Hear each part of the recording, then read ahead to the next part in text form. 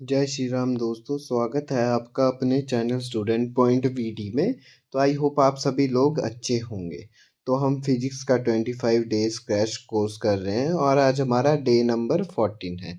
इससे पहले हमने डे नंबर 13 तक अपना मैक्सिमम सिलेबस कंप्लीट कर लिया है। हमने +1 के मैक्सिमम टॉपिक और 8 to 10 टॉपिक सारे कंप्लीट कर लिए हैं।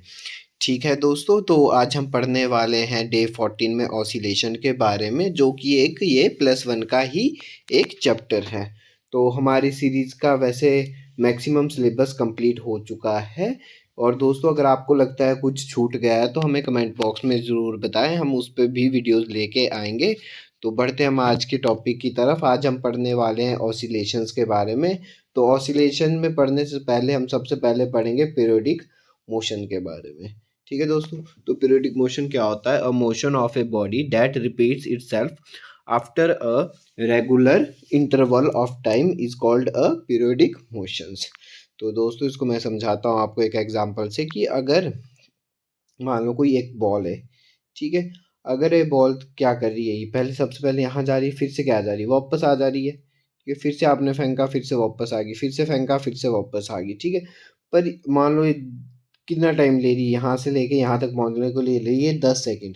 तो फिर से स्टार्ट किया, फिर से यहाँ तक पहुँचने में कितने सेकंड लिए, इसने 10 सेकंड लिए। फिर से यहाँ से ऊपर पहुँचने के लिए यहाँ से नीचे तक कितने सेकंड लिए, 10 सेकंड लिए। मतलब हर एक 10 सेकंड बाद ये क्या कर रही है, अपना अपने को फिर से रिपीट कर रही है। ठीक है दोस्तों, एक रेगुलर इंटरवल के बाद क्या कर रही है, रिपीट कर रही है। मान लो 10 सेकंड में कितना चली थी, यहाँ से यहाँ तक कितना ट्रैवल किया, तो उसने 20 मीटर किया। फिर अगले 10 सेकंड में उसने 20 मीटर किया। फिर अगले 10 सेकंड में उसने 20 मीटर किया। मतलब हर एक 10 सेकंड में वो कितना ट्रैवल कर रही है, 20 मिनट 20 मीटर ट्रैवल कर रही है। मतलब हर एक रेगुलर इंटरवल के बाद वो रिपीट हो रही है। तो ऐसे मोशंस को हम क्या बोलते हैं, पीरियोडिक मोशंस बोलते हैं। ठीक है दोस्तों, आई होप आपको समझ आ गया होगा पीरियोडिक मोशंस के बारे में। मान लो एक और एग्जांपल आपको देता हूँ कि ये अर्थ है, ठीक है। तो हम क्या कर रही है, यहाँ से क्या कर, ये अर्थ है, ठीक है। तो ये क्या, सन के अराउंड घूम रही है। ये सन ने, मान लो ये अर्थ है, ठीक है। ये क्या करी, सन के अराउंड घूमती है, ठीक है। तो 365 दिनों में ये अपना एक चक्कर कर पूरा करी, तो फिर से वो दोबारा से क्या लग जाती है, घूमने लग जाती है सन के अराउंड। तो ये ऐसा मोशन क्या होता है कि हर एक टाइम इंटरवल के बाद वो खुद को फिर से क्या करी, रिपीट करी। तो ऐसे मोशंस को हम क्या बोलते हैं, पीरियोडिक मोशंस बोलते हैं। तो इसका एग्जांपल जैसे आप यहाँ देख रहे हो, motion of all planets, the motion of the moon around the earth. ठीक है, ये सारे मोशंस कैसे होते हैं, पीरियोडिक मोशंस होते हैं। क्योंकि ये हर एक देख, the motion of the moon around the earth, मान लो ये क्या है, मून, ये क्या है, अर्थ है, ठीक है। इसके जो अराउंड क्या घूमता रहता, मून घूमता रहता, तो वो किन 27 दिनों में अपना कंप्लीट रेवोल्यूशन पीरियड करता है। फिर अगले 27 दिनों बाद फिर से वो क्या घूमना शुरू करता है, फिर अगले 27 दिनों बाद फिर से। ठीक है, तो मतलब एक रेगुलर इंटरवल के बाद ये क्या कर रहा है, फिर से रिपीट कर रहा है। तो ऐसे मोशंस को हम क्या बोलते हैं, पीरियोडिक मोशंस बोलते हैं। ठीक है दोस्तों, तो नेक्स्ट हमारे पास oscillation motion, oscillatory motions. Oscillatory motion की डेफिनेशन है, the motion of a body is said to be oscillatory motion if it moves to and fro motion about a fix point after a regular interval of time. ठीक है दोस्तों, तो periodic motions का part ही है ये, क्या है, ऑसिलेटरी मोशंस। ठीक है, तो इसका सिंपल सा एग्जांपल है हमारे पास, जैसे मान लो एक पेंडुलम है, ठीक है। पेंडुलम तो ऐसे पेंडुलम है, ठीक है। तो ये क्या करता है, जब हम इसको यहाँ से वो करते हैं, ठीक है, यहाँ से इसको यहाँ तक को अपनी साइड खींच लेते हैं, ठीक है। तो उसको छोड़ देते हैं, तो ये क्या करता है, पहले यहाँ मूव करेगा, फिर से यहाँ वापस आएगा, फिर से यहाँ मूव करेगा, फिर से वापस आएगा, फिर से मूव करेगा, फिर से क्या आएगा, वापस आएगा। मतलब कौन सा मोशन करता है, टू एंड फ्रो मोशंस करता है। ठीक है, एक एट अ फिक्स पॉइंट पे। ठीक है, तो ऐसे मोशंस को क्या बोलते हैं, हम ऑसिलेटरी मोशंस बोलते हैं। ठीक है, आगे दोस्तों समझ, ऑसिलेटरी मोशंस क्या था कि एक पेंडुलम था, ठीक है। पेंडुलम में पहले यहाँ गया, ठीक है, उसके बाद फिर से यहाँ आ गया, ठीक है। फिर उसके बाद यहाँ के बाद कहाँ गया, फिर से यहाँ गया, ठीक है। फिर यहाँ के बाद फिर से यहाँ आ गया, फिर यहाँ के बाद फिर से यहाँ आ गया, फिर से यहाँ के बाद यहाँ आ गया, फिर से यहाँ। तो ऐसे मोशंस को क्या बोलते हैं, हम ऑसिलेटरी मोशन बोलते हैं। एक्ट किस में, एक फिक्स पॉइंट पे, किस पॉइंट है, तो ये बांधा किस पे, एक फिक्स पॉइंट पे बैठा है। हर एक इंटरवल क्या कर रहा है, हर एक रेगुलर इंटरवल के बाद क्या कर रहा है, फिर से रिपीट कर रहा है। ठीक है, तो ऐसे मोशन को हम टू एंड फ्रो मोशंस भी बोलते हैं और ऑसिलेटरी मोशंस भी बोलते हैं। ठीक है, the motions of a simple pendulum, इसका एग्जांपल मैंने ये लिखा कि the motion of a simple pendulum क्या होता है, हमारे पास ऑसिलेटरी मोशंस होता है। ठीक है दोस्तों, एक होता है टाइम, हाँ एक और मैं बात आपको बता दूं, ऑसिलेटरी मोशंस और यहाँ पे मैंने लिखा नहीं है वाइब्रेशन में क्या फ़र्क है। ऑसिलेटरी मोशंस और वाइब्रेशन में क्या फ़र्क है। ठीक है दोस्तों, ऑसिलेटरी मोशंस क्या होता है कि पहले यहाँ गया पेंडुलम, यहाँ गया पेंडुलम। अब आपने वाइब्रेशन होता है कि जो ना बिल्कुल एक स्मॉल फ्रीक्वेंसी, मतलब एक स्मॉल इंटरवल ऑफ, जैसे आपने गिटार की स्ट्रिंग देखी होगी, वो अब गिटार की स्ट्रिंग भी क्या है, फिक्स पॉइंट पे ही टू एंड फ्रो करती है, पर वो क्या करती है, बिल्कुल थोड़ा थोड़ा करती है। ठीक है, उसकी फ्रीक्वेंसी क्या होती है, ज़्यादा होती है। ठीक है, जैसे एक पेंडुलम था, ठीक है, ये पेंडुलम था, यहाँ जाने के लिए इसने 2 सेकंड लिए, ठीक है, तो वापस आने को 2 लिए, ठीक है, फिर से यहाँ जाने को उसने 2 सेकंड दिए, फिर से वापस आने को 2 सेकंड दिए, मतलब यहाँ से यहाँ तक कितने लिए इसने, 2 2 4, फिर यहाँ से वापस यहाँ के लिए 2 लिए थे, यहाँ के लिए 4 लिए थे, फिर वहाँ से 6 2 8, मतलब यहाँ आने तक उसने कितने सेकंड लिए, 8 सेकंड लिए। ठीक है, पर अगर हम गिटार स्ट्रिंग की बात करें तो वो क्या करेगा, तो बिल्कुल ऐसे ही हिलती रहती है उसकी तार। ठीक है, तो मतलब वो क्या करता है कि मानो 1 सेकंड में ही वो पूरा अपना मोशन पूरा कर देता है। उसने 8 सेकंड लिए थे, उसने कितने सेकंड लिए, 1 सेकंड लिए। तो जो बहुत कम टाइम लेता है ऐसे motion to and fro motions करने के लिए, उसे हम क्या बोलते हैं, वाइब्रेशंस बोलते हैं।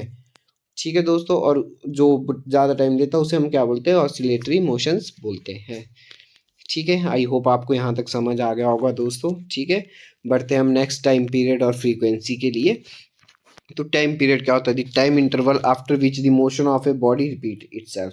ऐसा कोई टाइम पीरियड, ठीक है, ऐसा टाइम पीरियड जो कि उसके बाद वो दोबारा रिपीट करी, वही दोस्तों 8 सेकंड वाला ही। ठीक है, ये पेंडुलम था, यहाँ जाने के कितने लिए उसने, 2 सेकंड लिए, ऊपर जाने के लिए कितने लिए, 2 सेकंड लिए, तो वापस आने को कितने लेगा, 2 सेकंड लेगा, मतलब यहाँ तक फिर से पहुँचने को क्या किया उसने, 4 सेकंड लिए, फिर से यहाँ जाने को कितने लेगा, 2 ले लेगा, 6 सेकंड, फिर से वापस आने को 2 सेकंड ले लेगा, मतलब यहाँ तक पहुँचने के लिए क्या किया, 8 सेकंड लिए। 8 सेकंड के बाद वो फिर से कहाँ जाएगा, यहाँ जाएगा, फिर से वापस आएगा, फिर से वापस आएगा, फिर से 8 सेकंड बाद फिर से ऊपर जाएगा, फिर से वापस आएगा, फिर से यहाँ जाएगा, फिर यहाँ आएगा, फिर से 8 सेकंड के बाद ऊपर जाएगा, नीचे आएगा। ठीक है, तो इसने क्या लिया, उस ऐसे पीरियड, ऐसे टाइम को क्या बोलते हैं, हम टाइम पीरियड बोलते हैं। ठीक है, फ्रीक्वेंसी क्या होती है, number of oscillation completed by an oscillation body in 1 second. 1 second में उसने कितनी ऑसिलेशंस की, 1 सेकंड में वो कितनी बार ऑसिलेट किया। ठीक है, तो ऐसे को हम क्या बोलते हैं, फ्रीक्वेंसी बोलते हैं। ठीक है, इसकी यूनिट क्या होती है हमारे पास, हर्ट्ज इसकी यूनिट होती है। आपने फ्रीक्वेंसी वाला चैप्टर हमने पढ़ा था, वहाँ भी इसकी यूनिट कर रखी थी। तो फ्रीक्वेंसी की यूनिट क्या होती है दोस्तों, हमारे पास हर्ट्ज यूनिट होती है। ठीक है, तो इनके बीच एक रिलेशनशिप होता है टाइम पीरियड और फ्रीक्वेंसी के बीच, ये बहुत ज़्यादा इंपॉर्टेंट है, इससे क्वेश्चन आता है। ठीक है दोस्तों, मैं आपको बता दूं कि फ्रीक्वेंसी और टाइम पीरियड के बीच क्या रहता है, हमेशा एक रिलेशन रहता है। इससे हमेशा क्या आता है, हमारे पास क्वेश्चन आता है। ठीक है, तो हम वो रिलेशन पढ़ लेते हैं, क्या रिलेशन रहता है। ठीक है, तो रिलेशन है हमारे पास क्या, कि v is equal to 1/t। ठीक है, क्या रिलेशन दोस्तों हमारे पास, v is equal to 1/t, V नहीं दोस्तों, फ्रीक्वेंसी है, sorry, frequency is equal to 1/t। मतलब जैसे जैसे हम टाइम पीरियड बढ़ाएंगे वैसे वैसे क्या होती रहती है, फ्रीक्वेंसी कम होती रहती है। ठीक है, और जैसे जैसे फ्रीक्वेंसी हम बढ़ाएंगे वैसे वैसे टाइम पीरियड क्या होता रहेगा, टाइम पीरियड क्या, जैसे जैसे हम फ्रीक्वेंसी को बढ़ाएंगे वैसे टाइम पीरियड क्या होता रहेगा, कम होता रहेगा। ठीक है, जैसे फॉर एग्जाम्पल मैंने आपको दिया था, ठीक है, पेंडुलम कितना रिपीट हो रहा था, यहाँ से यहाँ तक कितना ले रहा था, 8 सेकंड ले रहा था। और गिटार वाली स्ट्रिंग का मैंने एग्जांपल लिया था, क्या ले रहा था वो, 1 सेकंड ले रहा था। ठीक है, तो अब क्या हुआ, देखो उसकी फ्रीक्वेंसी किसकी कम में, कितना टाइम पीरियड था, 1 सेकंड कम था, फ्रीक्वेंसी इसकी कम है, तो टाइम पीरियड इसका कम है, तो फ्रीक्वेंसी क्या होगी, इसकी ज़्यादा होगी। ठीक है, यहाँ पे टाइम पीरियड कितना, 1 सेकंड है, तो टाइम पीरियड जब भी कम होता है फ्रीक्वेंसी किसकी होगी, इसकी ज़्यादा होगी। और इसका टाइम पीरियड कितना, 8 सेकंड। ठीक है, तो इसकी फ्रीक्वेंसी भी क्या होगी, कम होगी। पर जब इन दोनों में कंपैरिजन करेंगे तो किसकी फ्रीक्वेंसी ज़्यादा होगी, जिसका टाइम पीरियड बिल्कुल कम है। तो 1 सेकंड बिल्कुल कम इसका टाइम पीरियड, तो इसकी फ्रीक्वेंसी क्या रहेगी, हमेशा ज़्यादा रहेगी। तो यही इसका रिलेशनशिप रहता है। ठीक है, एक इसका न्यूमेरिकल कर लेते हैं, बहुत ज़्यादा इंपॉर्टेंट होते हैं न्यूमेरिकल। ठीक है, वैसे टैट में तो 1 2 न्यूमेरिकल, 2 या 3 न्यूमेरिकल देखने को मिल ही जाते हैं। तो न्यूमेरिकल्स तो हमने मैक्सिमम हर एक टॉपिक के साथ साथ कर लेते हैं। पर मैं लास्ट में आपको एक फार्मूले वाली वीडियोस भी लेके आऊँगा, जिसमें हर एक फार्मूला आपको लिखा होगा जिससे भी आज तक न्यूमेरिकल आए हुए हैं। फिर आपको उन वीडियोस में फार्मूला लर्न करने को क्या हो जाएगा, ईजी हो जाएगा। ठीक है दोस्तों, तो बढ़ते हैं हम नेक्स्ट न्यूमेरिकल की तरफ। न्यूमेरिकल क्या, हमारे पास human heart beats 80 times in 60 second. मतलब जो हमारा दिल धड़कता है वो 80 टाइम धड़कता है, कितना, कितने, 60 सेकंड में, मतलब 1 मिनट में 60 सेकंड में, मतलब 1 मिनट में कितनी बार धड़क रहा हो, 80 सेकंड, 80 टाइम धड़क रहा है। What is the frequency and time period, हमारे को क्या निकालना है, फ्रीक्वेंसी और टाइम पीरियड निकालना है। ठीक है दोस्तों, तो हार्ट बीट कितना 80, नंबर ऑफ ऑसिलेशन दिए, ऑसिलेशन होता ना धड़कना, तो ठीक है, तो नंबर ऑफ ऑसिलेशन कितनी दे रखी है, 80 सेकंड दे रखी है, कितनी दे रखी है, 80 सेकंड दे रखी है। ठीक है, 60 सेकंड क्या दे रखा है, टाइम पीरियड दे रहा है, तो ठीक है 60 सेकंड क्या रखा है हमारे को, टाइम पीरियड दे रखा है, कितना दे रखा है, 60 सेकंड दे रखा है। तो हमारे को क्या निकालना है, इसमें पहले फ्रीक्वेंसी निकालनी पड़ेगी। फ्रीक्वेंसी कैसे होती है, number of oscillation in 1 second, 1 second में कितनी बार वो धड़क रहा है, तो 80 था पहले, 1 मिनट 60 सेकंड में 80 बार धड़क रहा है, तो 1 सेकंड में कितनी बार धड़केगा, 60 से क्या कर देंगे, डिवाइड कर देंगे। ठीक है, ये कितना आ जाएगा, 8/6 आ जाएगा, 2 4 जा 8, 2 3 जा 6, ये 3/4 आ जाएगा, इसको डिवाइड कर लेंगे हम। ठीक है, तो 3 1 जा 3, 1 10, 3.33 मतलब 1.33 आ गया, कितना आ गया, 1.333 हर्ट्स आ गई। हर्ट्स क्या आई हमारे पास, ये फ्रीक्वेंसी आ गई। ठीक है, तो व्हाट इज दी फ्रीक्वेंसी पूछा था, तो फ्रीक्वेंसी तो कितनी आएगी, 1.33 आ गई। अब पूछा टाइम पीरियड, अब क्या पूछा है, टाइम पीरियड पूछा, तो टाइम पीरियड कैसे निकालते हैं हम, 1/, कैसे निकालेंगे हम, 1/, फ्रीक्वेंसी। ठीक है, जैसा आप यहाँ देख रहे हो कि frequency is equal to 1/, time period था। अब टाइम पीरियड हमारे को निकालना, तो ये ऊपर ही चल जाएगा, ये कहाँ जाएगा, नीचे आ जाएगा, तो क्या आ जाएगा, time period is equal to 1/, frequency. तो फ्रीक्वेंसी कितनी आई थी हमारे पास, 1.333 आई थी, तो कितना आ जाएगा, 1/1.333 आ जाएगी। ठीक है, जब हम इसको सॉल्व करेंगे तो हमारे पास कितना आ जाएगा, टाइम पीरियड 0.75 सेकंड इसका टाइम पीरियड आ जाएगा। ठीक है दोस्तों, तो आई होप आपको ये न्यूमेरिकल समझ आ गया होगा। ये वाला न्यूमेरिकल बहुत ज़्यादा इंपॉर्टेंट है, इससे क्वेश्चन बढ़ जाता है। ठीक है, नेक्स्ट हमारे पास एम्पलीट्यूड क्या होता है। ठीक है, एम्पलीट्यूड होता है हमारे पास the maximum value of displacement of a particle is known as amplitude. Amplitude क्या होता है हमारे पास, जितने हमारे पास मैक्सिमम वैल्यू आई किसकी, जो हमारे पास डिस्प्लेसमेंट किया पार्टिकल्स की।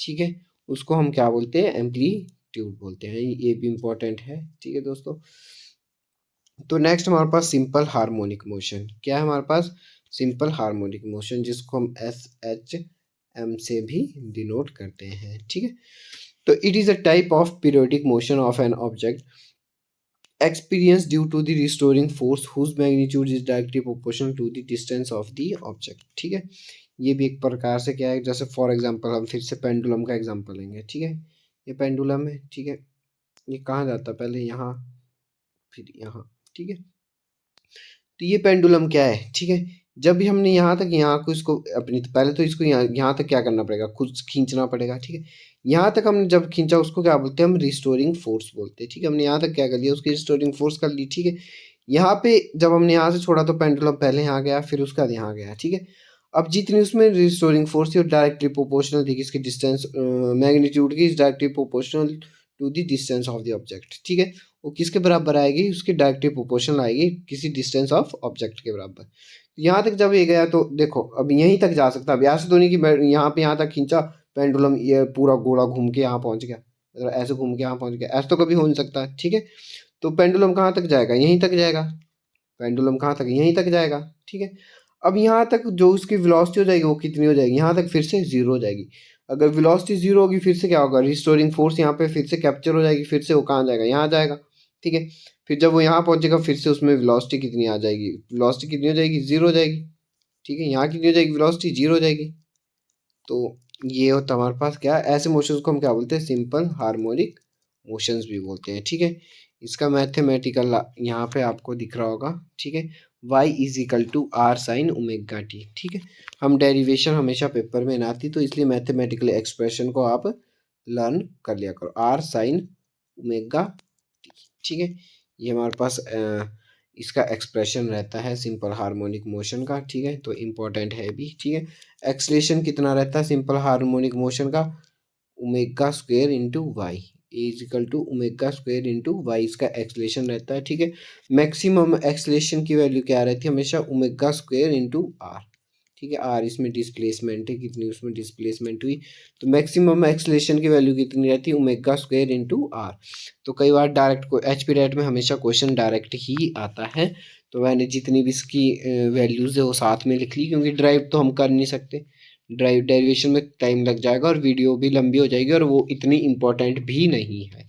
ठीक है, तो हम डायरेक्ट मैं यहाँ पे वैल्यू लिख रहा हूँ कि acceleration of particle of simple harmonic motion का एक्सलेशन कितना होता है, ओमेगा स्क्वायर इंटू वाई होता है। ठीक है, मैक्सिमम एक्सलेशन की वैल्यू कितनी होती है हमारे पास, ओमेगा स्क्वायर इंटू आर होती है। ठीक है, अब फेज डिफरेंस हम वेव वाले चैप्टर में करेंगे, पर मैंने यहाँ पे लिख लिया कि फेज डिफरेंस कितना होता है सिंपल हार्मोनिक मोशन में, किसका, वेलोसिटी और एक्सलेशन का। किसका दोस्तों, वेलोसिटी और एक्सलेशन का फेज डिफरेंशियल कितना होता है, पाई/2 होता है। और ये क्वेश्चन हम पेपर में भी आया है, इसलिए मैंने यहाँ पे इंपॉर्टेंट भी लिखा है। बहुत इंपॉर्टेंट क्वेश्चन है कि phase difference between velocity and acceleration of a particle in simple harmonic motion में कितना रहता है फेज डिफरेंस, पाई/2 रहता है। ठीक है, ये बहुत इंपॉर्टेंट क्वेश्चन, इसको आप लर्न कर लेना, चाहे अपने पास लिख लेना इसको कहीं। ठीक है, तो नेक्स्ट हमारे पास टाइम पीरियड कितना रहता है हमारे पास सिंपल हार्मोनिक मोशन का, टी इजिकल टू, फिर से हम डेरिवेशन नहीं करेंगे, 2 pi under root displacement upon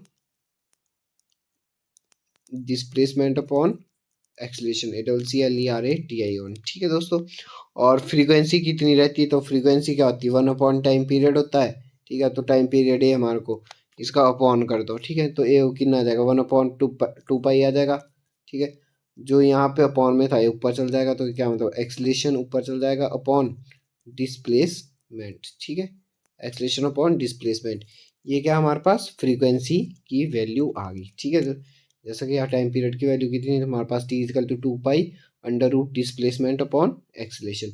वैसी फ्रीक्वेंसी की वैल्यू क्या थी, upon 1/2 pi under root acceleration upon displacement. ठीक है दोस्तों, इतना इंपॉर्टेंट टॉपिक नहीं रहते हमारे +1 2 के फिजिक्स में, क्योंकि बहुत कम क्वेश्चंस आते हैं हमारे +1 और 2 से आपके टैट में। ठीक है, केमिस्ट्री के फिर भी क्वेश्चंस आ जाते हैं, पर फिजिक्स के बहुत स्टैंडर्ड से क्वेश्चंस आते हैं। ठीक है, इतने मुश्किल कभी भी क्वेश्चन नहीं आते एचपी टैट पे। ठीक है, तो बढ़ते हैं हम नेक्स्ट टॉपिक की तरफ। नेक्स्ट हमारे पास रिस्टोरिंग फोर्स अभी मैंने आपको बताई थी। रिस्टोरिंग फोर्स कहाँ लगी थी, सिंपल हार्मोनिक मोशन में लगी थी। ठीक है, तो रिस्टोरिंग फोर्स क्या होती थी, चेंज इन एक्सलेशन, एक्सलेशन में चेंज आता है किसी ऑब्जेक्ट के, तो जब वो क्या कर रखता है, सिंपल हार्मोनिक मोशन कर रखता है, तो एक्सलेशन में जो चेंज आता है उसको क्या बोलते हैं हम, रिस्टोरिंग फोर्स भी बोलते हैं। ठीक है, उसको क्या बोलते हैं हम, रिस्टोरिंग फोर्स बोलते हैं। ठीक है, नेक्स्ट हमारे पास स्प्रिंग कांस्टेंट किसको बोलते हैं,